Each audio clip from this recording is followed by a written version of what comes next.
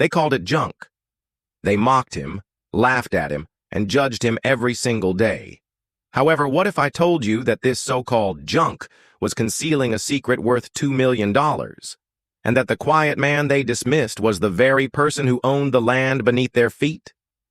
Daniel's car sat quietly at the curb, a faded relic in a neighborhood where every driveway sparkled with brand-new machines. Its paint was peeling, rust kissed the corners, and the old tires looked like survivors of countless journeys. Children pointed and laughed. "Look at that scrap heap! Why doesn't he just throw it away?" Adults weren't kinder. Mr. Collins, the loudest of them all, smirked. "If eyesores could drive, that'd be it." Laughter followed. Daniel never argued. He only smiled faintly, carried his groceries, and vanished into his modest home. His silence puzzled them, but it also fueled more gossip. Maybe he's broke. Maybe he's stubborn. Maybe he's just strange. What they never realized was that Daniel's silence wasn't weakness. It was patience. For inside that so-called junk was a treasure, one his late father entrusted him with, one the world would pay millions for. But for now, Daniel let them laugh. Cliffhanger. They thought the car was worthless. They had no idea it would one day silence the entire street. At the next neighborhood barbecue, jokes about Daniel's car turned into entertainment. Children dared each other to touch it. Adults used it as the punchline for stories. "Daniel, maybe we should all chip in and buy you something that actually runs," one neighbor joked, sparking laughter. Daniel stood at the edge, calm but thoughtful. His father's words echoed. "Let them underestimate you, son. That's when your strength is greatest." Every glance at the car reminded him of nights spent in the garage with his father, cleaning parts, polishing metal, listening to stories of history. That car wasn't just metal, it was memory, legacy, and love. But the mockery was becoming louder, crueler. Daniel wondered, how long should I keep this secret? How long should I let them laugh before showing them the truth? Cliffhanger. What they believed was just junk would soon turn their laughter into silence. One sunny afternoon, the neighborhood gathered again. Music, food, and chatter filled the air, until someone pointed and yelled, "Daniel, get rid of that wreck already!" This time, the laughter stung more than before. Children joined in, clapping their hands as if mocking was a game. Daniel's patience was tested. He closed his eyes, recalling his father's final advice. One day, when the world doubts you most, show them what you carry. For years, Daniel had stayed quiet.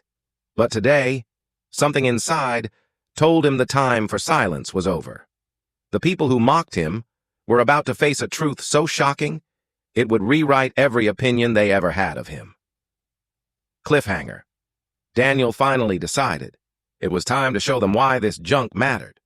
That car wasn't just a machine, it was his father's final gift. A rare, limited edition vintage, restored carefully, piece by piece. From the polished wood panels to the handcrafted leather seats, every detail was perfection hidden beneath an old shell. When Daniel worked on it, late at night, neighbors thought he was wasting time. But in truth, he was protecting something irreplaceable. The exterior was left plain on purpose, to hide it from thieves and protect it from envy. To Daniel, it wasn't only about money, it was about respect, patience, and remembering his father's wisdom. But now, the mocking had gone too far. He decided, tonight, they would see the truth.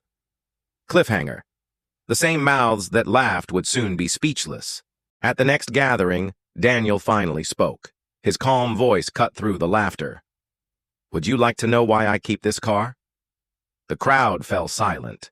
Curiosity replaced amusement. Slowly, Daniel opened the door. The sun caught the polished chrome, the spotless dashboard, the flawless leather. Gasps filled the air. This wasn't a wreck, it was art. "This," Daniel said, his voice steady, "is a collector's treasure. A rare classic, valued at nearly $2 million. The silence was louder than their laughter had ever been. Neighbors stared, stunned, ashamed, and speechless. Cliffhanger. But Daniel wasn't finished. The car was only part of the story.